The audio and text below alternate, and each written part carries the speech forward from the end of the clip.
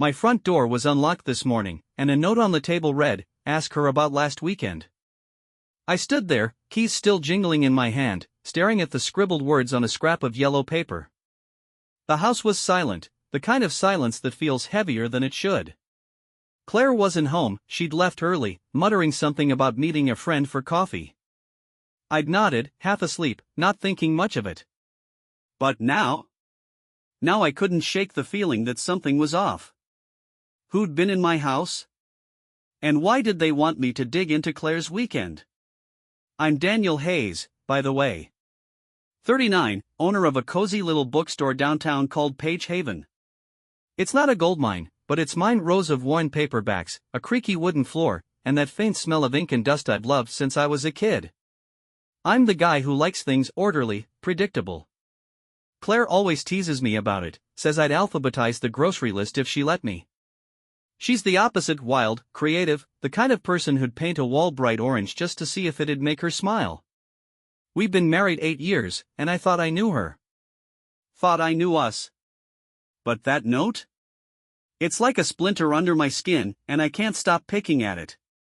Last weekend, she'd gone to an art exhibit. Said her friend Mia dragged her along, that it was some modern stuff, splashes of color and weird sculptures. She came home late, eyes bright, talking about how inspiring it was. I'd smiled, asked a few questions, then went back to pricing a stack of used novels. It was normal. Or so I thought. But the notes got me replaying every detail. Did she seem too excited? Was there something in her voice I missed? And who'd care enough to sneak into my house over it? I set the note down and checked the door. No scratches, no forced entry. The lock's fine. I'm paranoid about that kind of thing, always double-checking. Either someone had a key, or I'd forgotten to lock it last night, which I doubt. I'm not that careless. My mind's racing now, and I hate it. I'm not the type to jump to conclusions, but this feels personal. Someone knows something I don't, and they want me to figure it out. The her has to be Claire, there's no one else it could be. But what happened last weekend that's worth breaking into my house over? Here's the thing, I trust Claire. Or I did, anyway. She's got this energy, talks with her hands, laughs loud enough to turn heads. It's what pulled me in back when we met at a friend's dinner party. She'd spilled wine on my shirt, apologized with a grin, and by the end of the night, I was hooked. 8 years later, I still am. But lately, she's been distant. Not in a big way, just small stuff. She's on her phone more, smiling at texts she doesn't share. She started wearing that perfume I got her 2 Christmases ago, the one she said was too fancy for every day. I didn't think much of it until now. That note's making me question everything. I grab my coffee mug cold from sitting out and head to the kitchen. The note's still on the table, taunting me. I could call her, ask her straight up. Hey, Claire, what's this about last weekend? But what if it's nothing? What if some weirdo's just messing with me? I've got a regular at the shop, old man Ted, who's always spinning conspiracy theories about the government. Maybe it's him, playing a prank. Except Ted doesn't know where I live. And he's not the type to sneak around. The more I think about it, the more it gnaws at me. I've got a system for life: keep it simple, keep it honest. Claire's the chaos to my calm, and I've always loved that balance. But if she's hiding something, that balance is gone. I don't know who left that note or how they got in, but I'm not letting it sit. I'm not a detective, but I've got a brain and 2 eyes. If there's something to find, I'll find it. I take a sip of the cold coffee, grimace, and decide, I'm starting with her. Whatever this is, it's not staying a mystery. So here I am, standing in my own house, feeling like a stranger. The note's in my pocket now, crinkled but real. I don't know what I'm walking into, but I'm not waiting around for another clue. Claire's got some explaining to do, whether she knows it yet or not. And me? I just want the truth, whatever it looks like. Stick around, because I've got a feeling this is only the beginning. I'm sitting in my bookstore's back office, surrounded by stacks of unsorted paperbacks, but my mind's not on inventory. It's been 3 hours since I found that note. Ask her about last weekend, and I can't let it go. Claire's still out, probably sipping lattes with her friend, oblivious to the fact that I'm turning into some amateur sleuth. I didn't call her. Not yet. Confronting her without anything solid feels like a rookie move, and I'm not about to look like the paranoid husband if this turns out to be nothing. So I'm digging instead, starting small, piecing things together like one of those mystery novels I sell. First, I retrace last weekend in my head. Claire left Saturday morning, said she was meeting Mia at that art exhibit downtown. She'd been talking about it for weeks, some avant-garde thing with paint splattered on canvases and metal twisted into shapes that don't make sense. I'd nodded along, happy she had something to get excited about. She'd been restless lately, pacing the house like a caged bird. I figured it was just her creative side itching for air. She got back around 10 that night, hair a little messy, cheeks flushed. Mia's a riot, she'd said, tossing her bag on the counter. I didn't push for details, I was knee-deep in a new shipment of sci-fi novels. Now I wish I'd asked more. The note's in my pocket, and I pull it out again. The handwriting's messy, like it was scratched out in a hurry. No name, no clue who left it. I've already checked the house, no missing keys, no signs anyone broke in. It's driving me nuts. But then I remember something. Claire's been glued to her phone lately.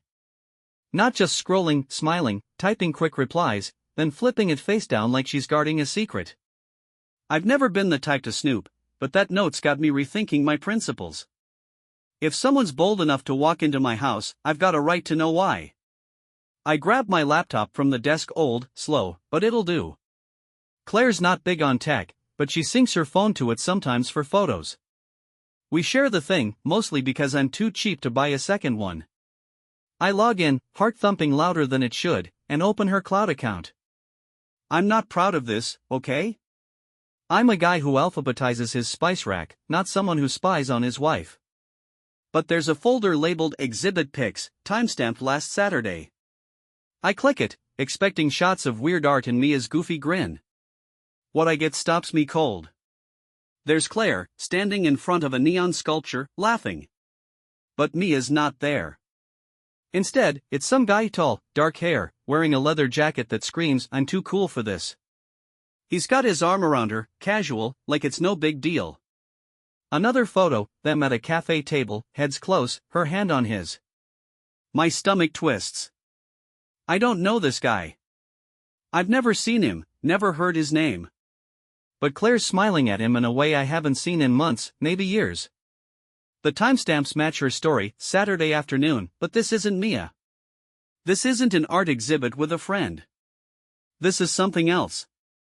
I lean back in my chair, the creak of it loud in the quiet. My first thought is, maybe they're just buddies. Claire's friendly, she hugs strangers, chats up cashiers. But that hand on his? That look? It's not casual. It's personal. I scroll further, and there's a selfie, Claire and this guy, cheeks pressed together, a gallery wall behind them. The caption's blank, but the photo says plenty. I feel like someone's punched the air out of me. Who is he? And why'd she lie? I close the laptop, hands shaking a little. I'm not mad yet, shocked, mostly. Disbelief. 8 years, and I never thought I'd be here, staring at proof my wife's got a secret. The note makes sense now, someone knew.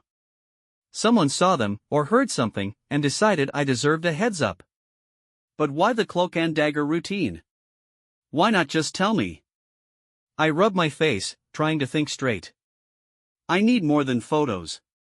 I need a name, a reason. Back to the phone thing.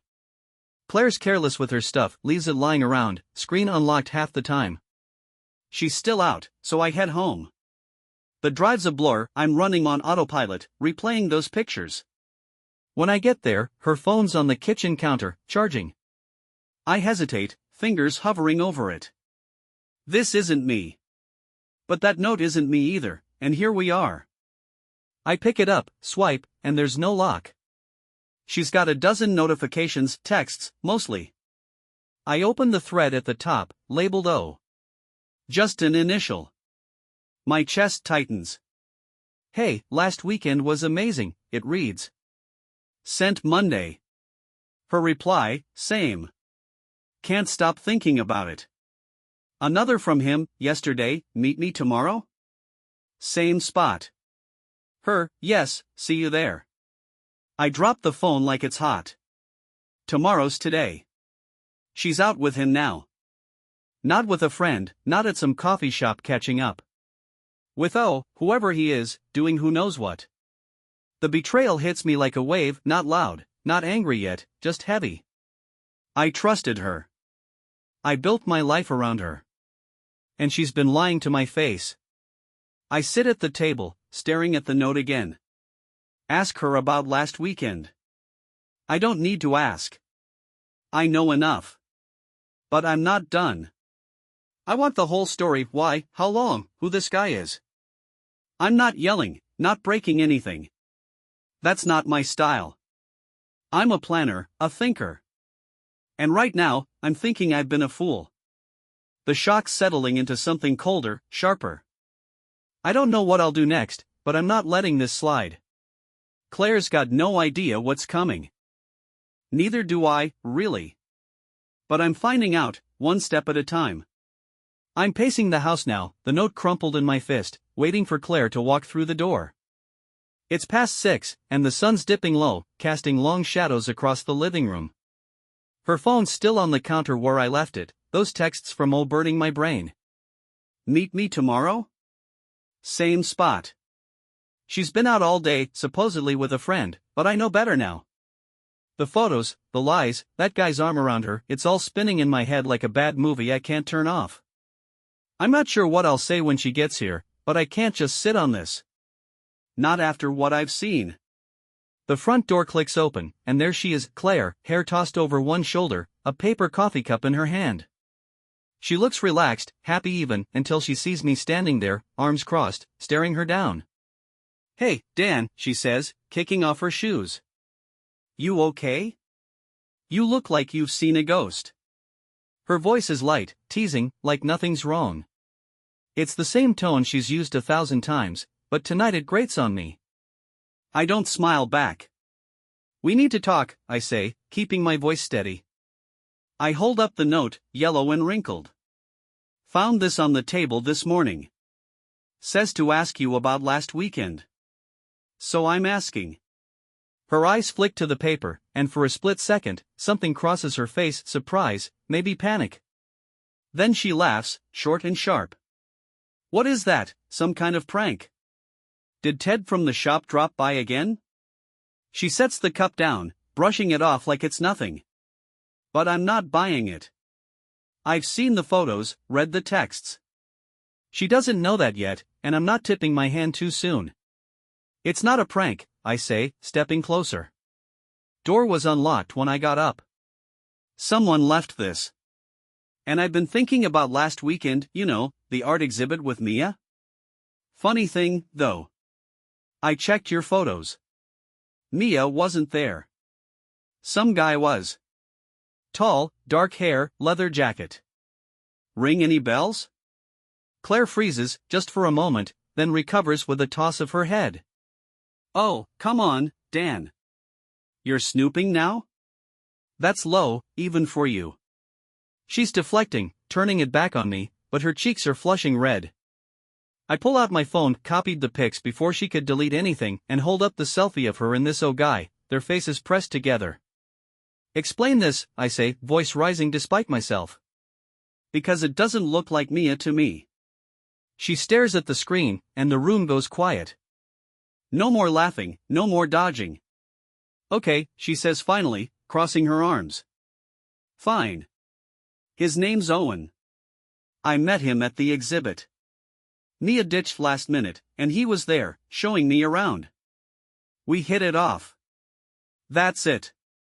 Her tone's defensive now, like she's daring me to make a big deal out of it. But I'm not done. That's it? I snap, tossing the note on the counter.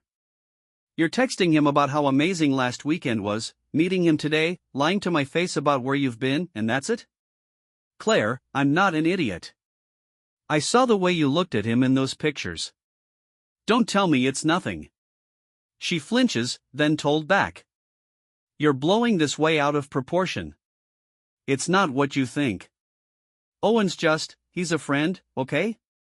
He gets me, talks to me about art, about things you don't care about. You're always buried in your books, Dan. I needed something else, something fun. It's not like I'm running off with him. Her voice cracks at the end, and she turns away, grabbing her coffee cup like it's a lifeline. I can't tell if she's mad at me or herself. Fun? I repeat, incredulous. You're sneaking around, lying about where you are, who you're with, that's your idea of fun? 8 years, Claire. I trusted you. And you're throwing it away for some guy who gets you? I'm shouting now, and I hate it. I'm the calm one, the rational one, but this hurts too much to keep quiet. Who is he, huh? How long's this been going on? It's not a thing, she yells, spinning back to face me. It's just emotional, okay? We talk, we hang out. I didn't mean for it to go this far. I was going to tell you, I swear, but she stops, eyes wide, realizing she said too much. Emotional. That's her excuse. Like it's supposed to make me feel better that she's not physically with him, just pouring her heart out to someone else. I laugh, bitter and hollow. You were going to tell me. Great. When? After you'd had your fun? After he'd taken my place? I step back, running a hand through my hair. And today you were with him again, weren't you? Don't lie to me, Claire. I saw the texts. She doesn't answer right away, just looks at me, lips pressed tight. Yes, she admits finally, voice small. I met him today. At the cafe. But it's not what you think. I was going to end it, tell him we can't keep doing this. She's pleading now, eyes shiny, but I'm too raw to care. And what? I press. What exactly were you doing? That's when she drops the bomb. It was Mia, she says, out of nowhere. She left the note. She saw me with Owen last weekend, freaked out, told me I was ruining everything. I didn't know she'd come here. I blink, thrown. Mia? Her best friend? The one who ditched her at the exhibit? Mia broke into our house? I ask, voice flat. Claire nods, miserable. She's got a spare key, remember? She didn't break in. She just left that. Said you deserved to know. The twist hits me hard. Mia, not some stranger. But it doesn't change the facts. Claire's still been lying, still been with this Owen guy. I don't know what to say. I'm furious, gutted, and now confused too. I can't do this right now. I need air. I grab my keys and head for the door, her voice calling after me, Dan, wait. But I don't stop. I need out, need to think. She's admitted it, made her excuses, but it's not enough. Not even close. I'm in my car now, engine off, parked a few blocks from the house. The night's cool, quiet, but my head's a mess, Claire's words bouncing around like loose marbles. It's just emotional, she said. I was going to end it. Sure she was. And Mia leaving that note ask her about last weekend only makes it worse. 8 years of trust, shredded because she needed fun with some guy named Owen. I'm not yelling anymore, not pacing. I'm past that. Now I'm thinking, planning. I'm not the type to let this slide, but I'm not about to make a scene either. If Claire wants to play games, I'll play one too my way. I pull out my phone, still got those photos of her and Owen from her laptop. Selfies at the gallery, her hand on his at that cafe. Proof she can't laugh off. But I'm not confronting her again, not yet. She thinks she can talk her way out of this, blame me for being buried in my books. Fine. Let's see how she likes it when her little world tilts. Claire's big into her artsy crowded gallery openings, late-night debates about brushstrokes. It's her escape, her stage. I've always let her have it, figured it kept her happy. Now I'm going to use it. Owen's an artist, right? That's what she said, met him at the exhibit, all deep talks and inspiration.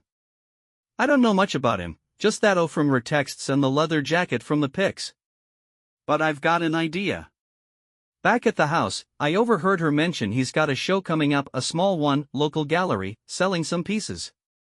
She was gushing about it last week, before I knew what was what. Perfect. If he's an artist, he's got a reputation to protect. And Claire? She thrives on being the muse, the center of that scene. I'm about to mess with both. I drive to the bookstore, my safe spot, my turf. It's closed, lights off, but I've got keys and a computer. I sit at the desk, fire up the old desktop, and start typing. Nothing fancy, just a quick post for the community board on a local art forum. Claire's always scrolling. I make a fake account, call it GalleryFan23, and write, "Hey, anyone going to Owen Reed's show this Friday? Heard he's giving away free prints to the first 10 people. Check his place at 142 Oak Street if you want in early." I don't know his real address, don't need to. I pick a random spot, some empty lot I pass on my way to work. Then I add, P.S. His latest muse is a married lady, spotted them cozying up at the last exhibit. Drama alert! I hit post, lean back, and wait. It's petty, sure, but it's not about smashing things or shouting. It's about chaos, her kind of chaos, turned against her. Within an hour, the thread's buzzing. People asking if it's legit, others joking about free art, a few calling it a scam. Someone tags a guy named Owen Reed, must be him, and he's already replying, confused, what's this about? I'm not giving anything away. Wrong address too. Too late, buddy. The seed's planted. By morning, Claire's phone will be lighting up, her artsy friends love gossip, and that married lady hint? They'll figure it out. I don't stop there. I print a dozen flyers, same deal, free art from Owen Reed, 142, Oak Street, Friday. And pin them around town next day. Coffee shops, the library, even the gallery where they met. I'm not dumb enough to sign my name, but I make sure they're everywhere her crowd hangs out. By Thursday, it's a mess. Owen's posting online, annoyed, saying it's a hoax, begging people to stop calling him. Claire's name isn't out there yet, but the whispers are. I overhear two regulars at the shop that afternoon, chatting about some artist guy and his mystery muse. One laughs, says, sounds like Claire Hayes, she's always at those things. Bingo! The fallout hits Claire fast. She storms into the bookstore Thursday night, eyes blazing. "What did you do, Dan?" she demands, slamming a flyer on the counter. "Everyone's talking about Owen, about me. They think I'm some homewrecker or something."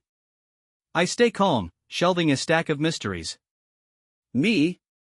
I didn't do anything. Sounds like your friends have active imaginations." She's not buying it, knows me too well, but she's got no proof. "This is ridiculous," she snaps. "I told you it wasn't serious. Now I can't even show my face at the gallery without people staring." "Good," I say, turning to her. "Maybe you should have thought about that before you started lying." She glares, but there's guilt there too. Her precious art scenes turning on her, people canceling plans, invitations drying up. Owen shows a bust too, half the crowd's there for free stuff that doesn't exist, the other half's gossiping. She's losing what she loves most, and I didn't have to raise a finger she can pin on me. I'm not gloating though. It's satisfying, yeah, but it's hollow too. I wanted her to feel what I felt, betrayed, exposed, but it doesn't fix anything. She's standing there, fuming, and I'm just tired. "You brought this on yourself," I tell her, voice low. "You and Owen. Don't blame me for the mess." She grabs the flyer and storms out, leaving the shop bell jangling. I lock up after, staring at the empty street. This isn't over, not by a long shot. She's hurt, but so am I. And we've still got words left to say. It's been 2 days since Claire stormed out of the bookstore, flyer in hand, spitting fire about the mess I made of her art world. I haven't seen her since, not at home, not anywhere. She's been crashing at Mia's, I guess, leaving me alone with the echoes of our fight and the wreckage of what we used to be. The house feels too big now, too quiet. I've kept busy running the shop, sorting books, pretending everything's fine, but it's not. That note, those photos, her excuses, they're still clawing at me. I'm not raging anymore, though. The anger's burned out, left me hollow. Now it's just sadness, heavy and thick, settling in my chest. I've had time to think, too much time. At first, it was all shock finding out about Owen, seeing her with him in those pictures. I couldn't believe she'd do that, not Claire, not after 8 years. Then came the fury, her lying to my face, calling it just emotional, like that made it okay. I wanted her to hurt like I did, so I hit her where it mattered, her precious art scene. Watching it unravel, the gossip, the cancelled plans, Owen's show tanking, it felt good for a minute. Like I'd taken something back. But now? Now I'm not so sure. It didn't fix me. Didn't erase the sting of her betrayal. It just made everything uglier. Tonight, I'm at the shop after hours, sitting behind the counter with a cup of tea gone cold. The bell jingles, and I look up at Claire's there, stepping in like she's not sure she's welcome. She looks rough, hair pulled back messy, eyes red-rimmed. No fight left in her, just exhaustion. Can we talk, she asks, voice soft. I nod, motioning to the chair across from me. She sits, hands fidgeting in her lap, and I wait. I've said my piece. It's her turn. I'm sorry, she starts, staring at the floor. I didn't mean for any of this. Owen, he was just there.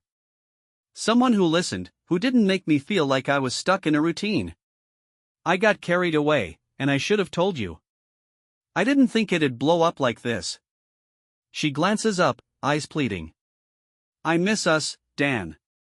I miss how it was. I listen, and it's like a knife twisting. Part of me wants to believe her, wants to grab that lifeline and pull us back to before. But I can't. You miss us? I say, voice quiet but firm. Claire, you threw us away. You didn't just trip into this. You chose it every text, every meet-up. And you let me find out from a note on our table. She flinches, but I keep going. I trusted you.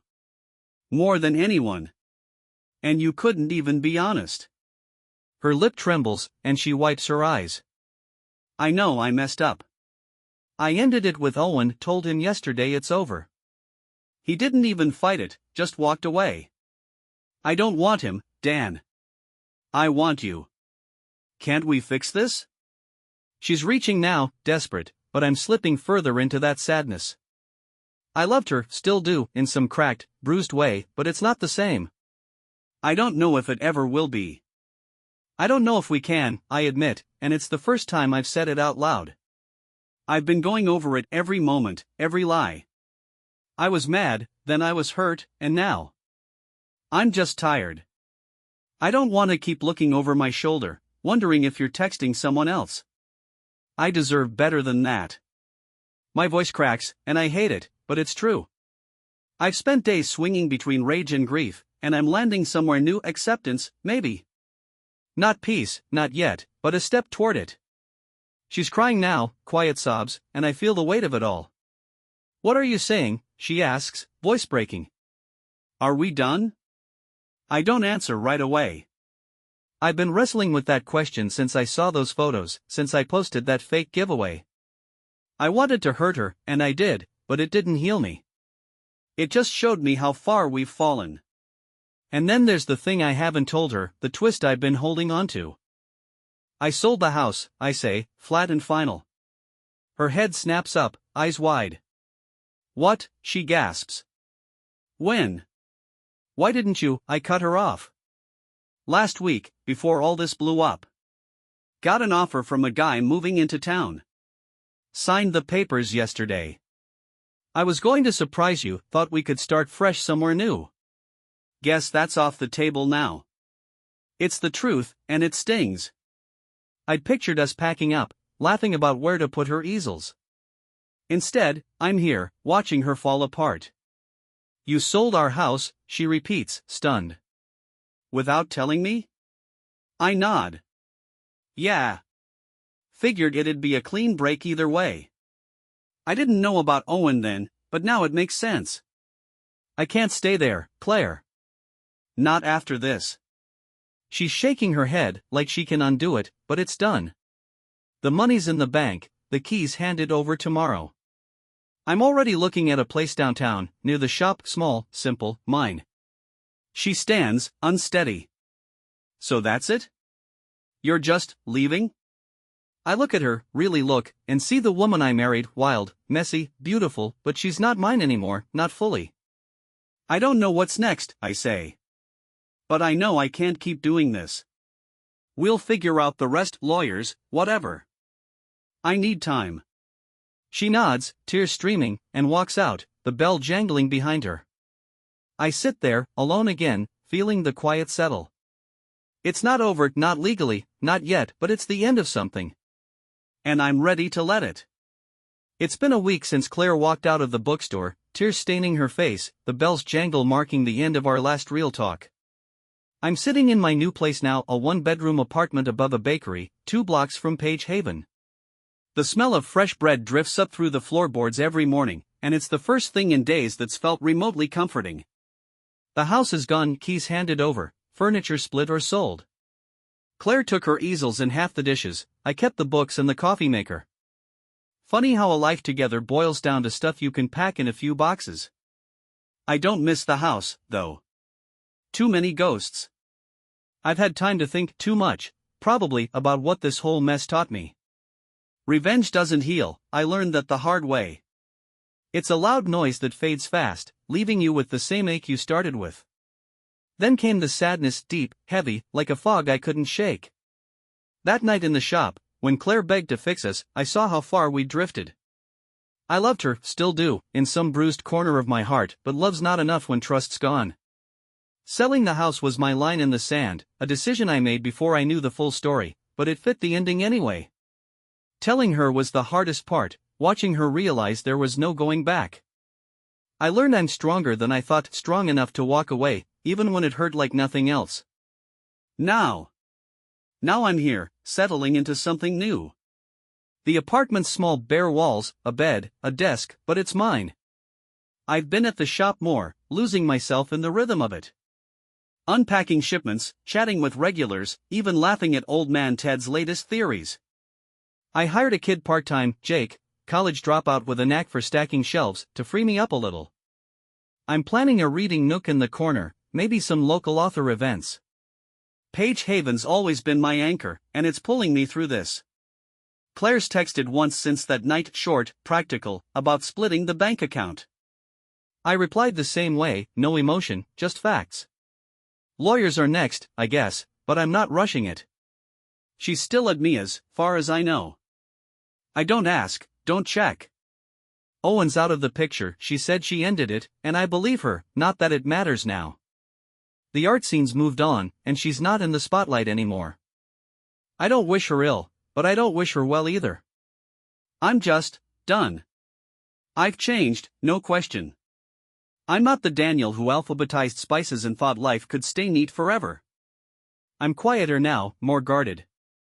I don't trust as easy, not others, not even myself. But I'm not broken. I've learned to let go, to stop clinging to what's already slipped away. Sometimes the quietest endings speak the loudest, and this one's mine. No big fights, no dramatic exits, just a door closing, soft and final. What's next? I'm not sure. The shop's thriving, sales are up, thanks to a used book boom. I've got a trip planned next month, driving up the coast, just me and a stack of novels. No plans, no schedule. Maybe I'll find something out there, new ideas, new people, or just a little peace. For now, I'm here, sipping tea in this tiny apartment, listening to the hum of the street below. The note's long gone, it tossed it the day I moved out, but its lesson sticks. Trust can break, but so can routines. And when they do, you build something else. I'm starting to. Time's the real judge, I think. It'll sort out what's left, put everything in its place. Claire's got her path, Owen's got his, and I've got mine. I don't know where it leads, but I'm walking it one step, one page, one day at a time. That's enough for now.